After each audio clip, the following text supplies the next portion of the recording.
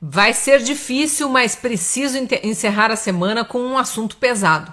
A gente precisa escancarar mais uma hipocrisia do governo Lula e mais uma aberração, digamos assim. Quase passou a nota técnica do Ministério da Saúde, praticamente autorizando que mulheres que dizem ter sido estupradas e engravidaram possam abortar os bebês até o 9º mês de gestação, o que seria um absurdo, um atentado à vida. Ora, se a mulher foi estuprada e do estupro resultou uma gestação, como a lei tolera o fim da gestação nessas condições, por que não procurar o serviço médico e já resolver isso logo no início? Tem que esperar até o 9º mês? A nota técnica do Ministério da Saúde dizia que sim, que poderia ser realizado até o 9º mês. Aí, obviamente, que houve uma gritaria da sociedade, movimentos pró-vida, vários representantes de religiões variadas, aí todo mundo se pronunciando a favor da vida, porque há uma hipocrisia tamanha nessa discussão do aborto que eles tentam, na retórica, ganhar as mentes mais distraídas, digamos assim. Quando eles vêm falar de saúde reprodutiva da mulher, olha que bonitinho, né? Saúde reprodutiva é a mulher ter informação para se prevenir de gestação que não deseja. Saúde reprodutiva é ir ao posto de saúde e pegar uma camisinha ou tomar pílula anticoncepcional que é distribuída de graça nos postos de saúde de todo o país. Isso é saúde reprodutiva. Matar bebês no ventre das mães é assassinato, não é a saúde reprodutiva. Se descuidou, bebeu, saiu para pular carnaval, fez sexo sem segurança e engravidou, e agora quer matar o filho e dizer que isso é saúde reprodutiva? Meu corpo, minhas regras é outra hipocrisia. Não é só um corpo que está em discussão aí. Não é só o corpo da mulher. É o corpo do bebê também que está dentro do seu ventre. Então, a discurseira aí, essa confusão retórica proposital que a esquerda coloca na cabeça, especialmente de jovens, mas também vamos falar de mulheres de todas as idades que estão se sentindo desprotegidas, muitas vezes por terem sido abandonadas pelos parceiros. E aí não vem solução, não vem como possam ter aquela criança e criar aquela criança sozinhas e acham que o aborto é a solução. Os movimentos pró-vida têm inúmeras informações e muito acolhimento para dar para essas mães, que precisam ser tratadas com carinho e com respeito, sim. Inclusive a informação de que se ela levar a gestação a termo e não quiser o bebê, ela pode doar o bebê tão logo ele nasça. E tem mais de 30 mil casais aguardando crianças para receberem adoção. Então é muita hipocrisia do governo querer aprovar na marra, querer impor, através de uma nota técnica, essa autorização para assassinatos de bebês que não está na lei. A lei, o artigo que diz respeito à possibilidade de se eliminar a vida, se comprovado o estupro, ela não fala ali do prazo de interrupção da gestação, mas veja, no governo Bolsonaro, que era um governo pró-vida, uma equipe técnica aí sim altamente especializada de ginecologistas, de obstetras, tinha elaborado uma cartilha para os médicos da rede pública, já que os médicos da rede pública é que recebem essas mulheres supostamente estupradas, para que só realizassem o procedimento, primeiro, se o estupro tivesse sido registrado na polícia. Tem que ter um BO, tem que ter no mínimo uma denúncia. Se a mulher se diz violentada, é óbvio que ela quer que a polícia vá atrás do estuprador.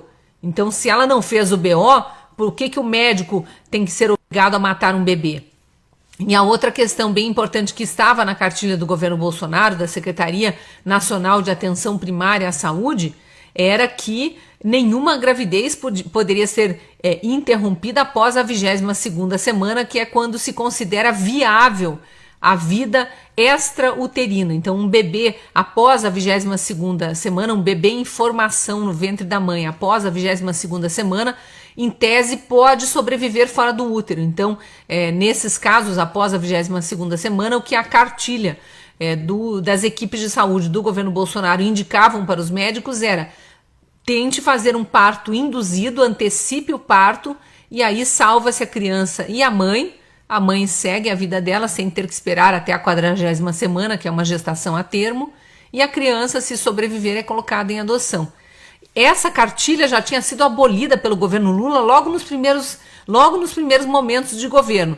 E logo na sequência também o governo deu vários outros sinais de ser um governo abortista, embora lá na campanha Lula tenha dito que era pró-aborto, depois voltado atrás porque pegou muito mal e ainda tenha conseguido no TSE militante pró-Lula, ativista, claramente ativista, a proibição de que os adversários dissessem que Lula é abortista. Tinha até vídeos de palanque aí de campanha, de eventos de campanha em que ele dizia, tratava quase como se fosse um método contraceptivo, falava mais ou menos assim, se o casal não quer ter filho, ele deve ter o direito de não ter filho.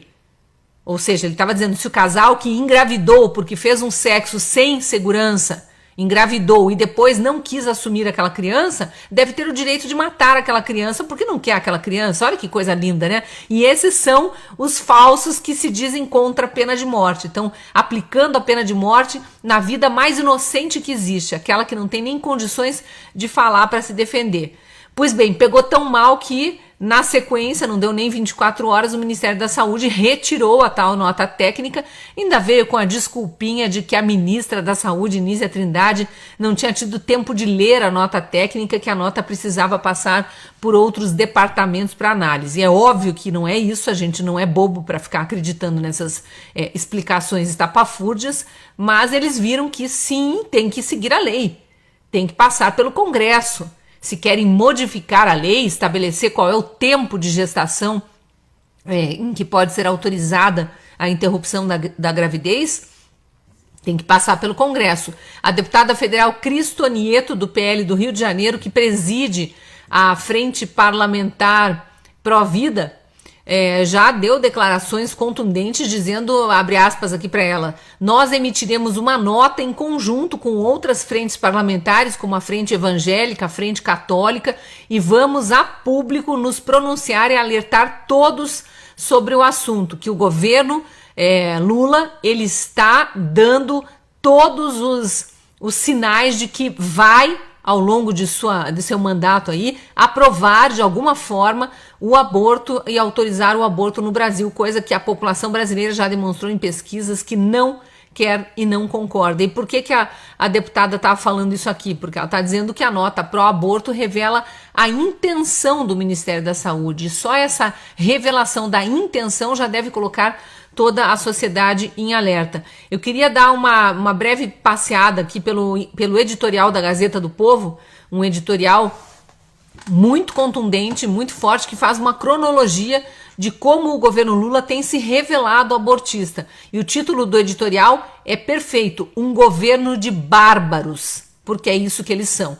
O editorial começa lembrando que nos primeiros dias após a posse, ainda em janeiro do ano passado, discursos da ministra da Saúde, Nízia Trindade, da ministra das Mulheres, Aparecida Gonçalves, reiteravam todos aqueles clichês pró-aborto. Depois, na sequência, o governo brasileiro, o atual governo, retirou o Brasil do Consenso de Genebra, que era um acordo internacional pró-vida, do qual o Brasil não só fazia parte, como tinha encabeçado aí a defesa da vida. Então, saímos desse acordo, desse Consenso de Genebra, no qual tínhamos entrado durante o governo Bolsonaro e feito um trabalho exemplar. E a então secretária nacional da família, Ângela Gandra, viajou por vários países da América Latina, pela Europa, levando exemplos e a defesa da vida de forma bastante contumaz. Aí depois o governo Lula veio com uma portaria exigindo dos serviços de saúde que notificasse as autoridades policiais sobre abortos realizados de gestação resultante de estupro e proibiu que ele não só não exigiu, ele proibiu que as autoridades médicas obrigassem as gestantes que diziam ter sido estupradas a registrar BO, a ir na polícia registrar isso, porque isso era uma exigência do governo Bolsonaro que eles estavam desfazendo. Mais uma. No governo Bolsonaro, além da obrigação do registro do boletim de ocorrência denunciando o estupro, os médicos que viessem a ser procurados pelas gestantes supostamente estupradas precisavam colher o material genético e encaminhar para a polícia. Agora